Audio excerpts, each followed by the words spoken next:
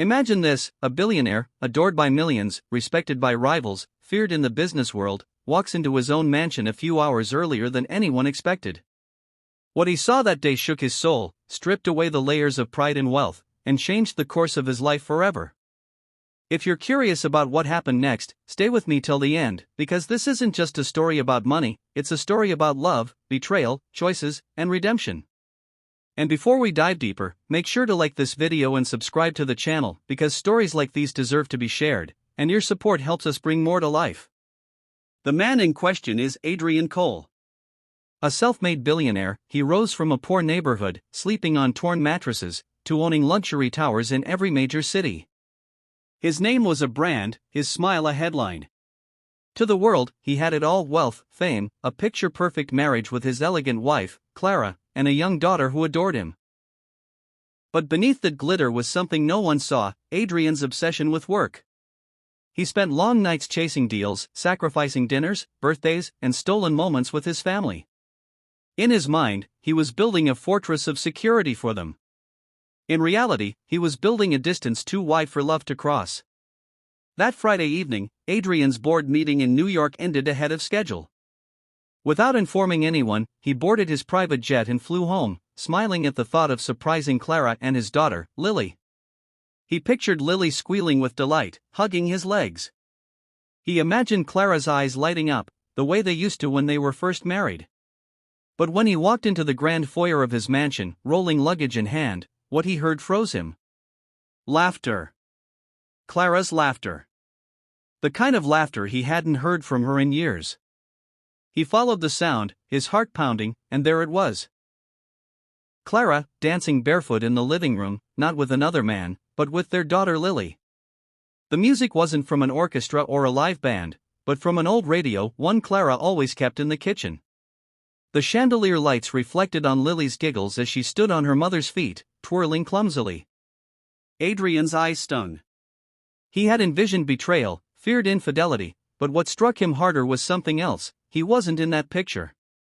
They looked happy, radiantly happy, without him. He stepped forward, and Clara stopped. Her smile faded, almost guilty, as if caught in a secret. Lily screamed with joy, "Daddy," and ran to him, arms wide. He knelt, hugging her so tightly as if she might vanish. Clara looked at him quietly, her face unreadable. Later that night, when Lily had fallen asleep, the silence between them weighed heavier than gold. "You look surprised," Clara finally said. "I didn't expect to," Adrian hesitated. "I didn't expect to feel like a stranger in my own home."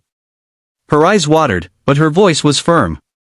"Adrian, do you know how many dinners we've had without you? How many nights Lily cried herself to sleep because you weren't there to read her a story? You think you're doing everything for us, but all we wanted was you. Not the empire, not the money, just you." Her words sliced deeper than any business loss. He sat there, a man who had conquered industries but had failed the very two people he vowed to protect. And for the first time in years, Adrian felt powerless. The days that followed weren't easy. He tried being present, canceling meetings, cooking breakfast, dropping Lily at school, but the gap was wide. Clara remained distant, guarded, unsure if his change was real or just temporary. He struggled with humility. A man used to command boardrooms now had to relearn the art of listening, of patience, of rebuilding trust brick by fragile brick. The turning point came one rainy afternoon. Lily had a school play, and Adrian promised to be there. A deal worth billions was hanging in the balance that same day, and his old self would have chosen the deal. But this time, he turned it down. He sat in that small school auditorium, squeezed into a chair too small for his tall frame, and when Lily spotted him in the crowd, her face lit up like the sun. Adrian knew, in that moment, he had chosen correctly. Months passed, and slowly Clara softened. She saw him not just as a provider but as a partner again. He still worked, because work was part of who he was, but he drew boundaries. No more phone calls at dinner. No more missed birthdays. He traded boardroom victories for bedtime stories.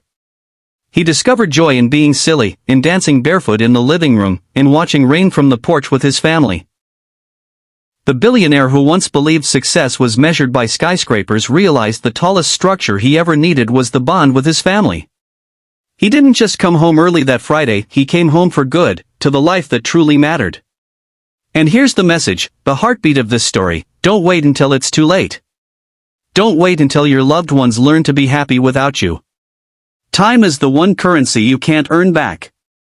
Spend it wisely, with those who love you, not just those who work for you. If this story touched your heart, imagine how many others need to hear it.